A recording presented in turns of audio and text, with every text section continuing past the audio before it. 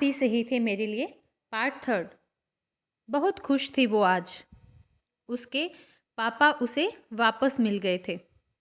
सोने लगी तो अब तक की जिंदगी के पन्ने एक एक करके खुलने लगे। रीमा दीदी और मिन्नी से ज़्यादा प्यार करते थे पापा उसे, क्योंकि पढ़ने में हमेशा तेज रही थी। मम्मी की जिद से तने हुआ था, नहीं तो बेटियों से ही खुश थे वे। कहते थे मेरी बेटियां मेरा नाम रोशन करेगी। पर रीमा की शादी और उसके ससुराल वालों की मांगों के आगे टूटने लगे थे।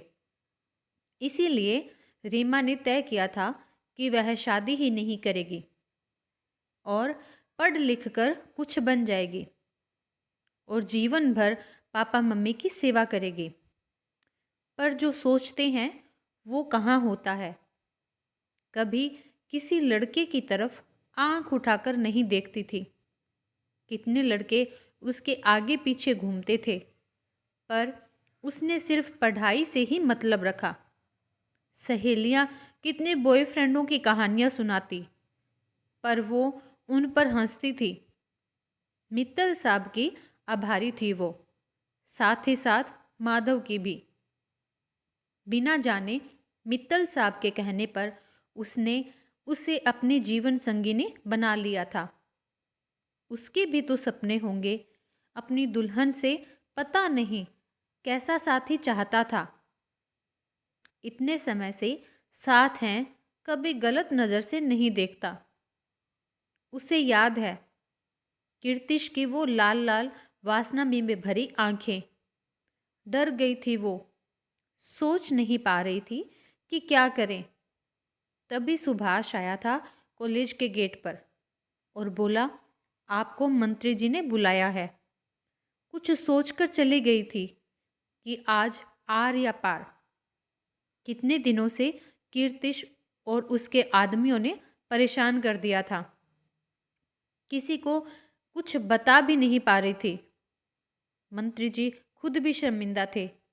अपने बेटे की करतूतों से बोले, बेटा मैं चाहूँ तो इसे अभी अरेस्ट करवा सकता हूँ, पर फिर से ये बाहर आकर और ज़्यादा परेशान करेगा तुम्हें। फिर खुद ही समाधान निकाला और माधव को बुलाकर पूछा कि मैं कह रहा हूँ इसलिए इस लड़की से शादी कर लेगा। तो माधव बोला, ठीक है बॉस। बस इतना ही बोला था वो। कैसे कोई अपनी जिंदगी का इतना बड़ा फैसला इतनी जल्दबाजी में ले सकता है। शुरू में तो बहुत डरती थी वो, पर अब विश्वास है उस पर। माँ जी पहले नाराज थी, पर अब तो वह उनकी बेटी है। गला सूख आया था, पानी की बोतल भूल ले गई थी। नया घर था। धीरे धीरे लाइट जलाकर किचन में जा रही थी कि बाहर झूले पर कोई नजर आया। वो पसीना पसीन हो गई। माधव तो हॉल में सो रहा होगा। कौन है? माधव ही था। क्या हुआ, सोई नहीं अभी तक? वो मुझे पता नहीं लगा कौन है। आपको भी नींद नहीं आ रही है क्या?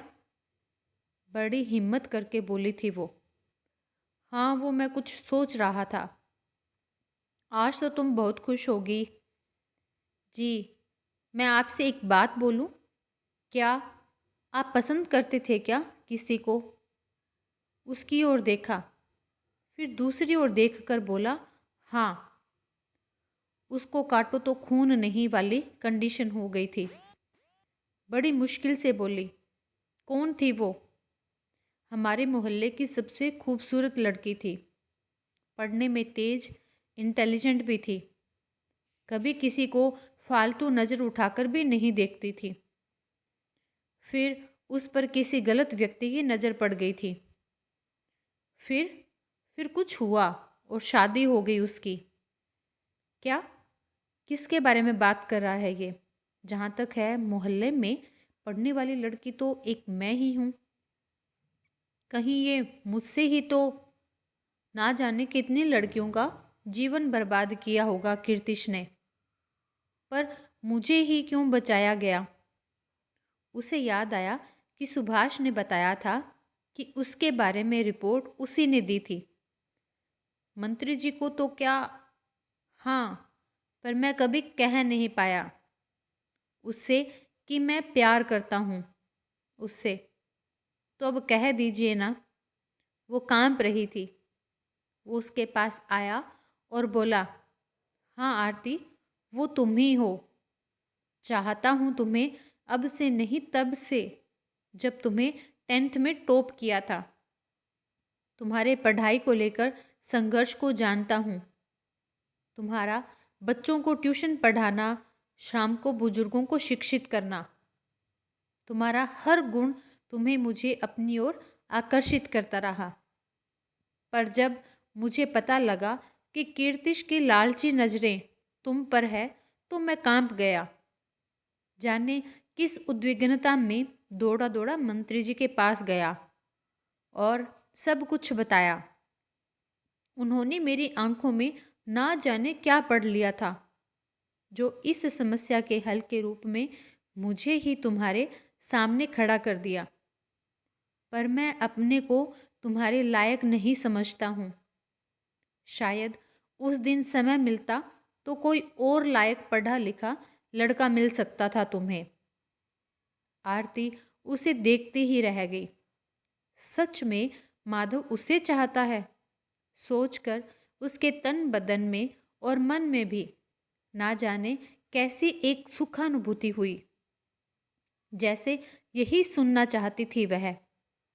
दौड़कर माधव के पास गई और बोली, नहीं माधव, उस दिन भी और आज भी आप ही सही थे मेरे लिए। सच में आरती? हाँ माधव। दोनों एक दूसरे की बाहों में समाकर रो पड़े। आपको कहानी कैसे लगी कमेंट कर सकते हैं, लाइक कर सकते हैं और मुझे फॉलो भी कर सकते हैं। तो थैंक यू दोस्तों, ये चैनल ज़रूर सब्सक्राइब कीजिए।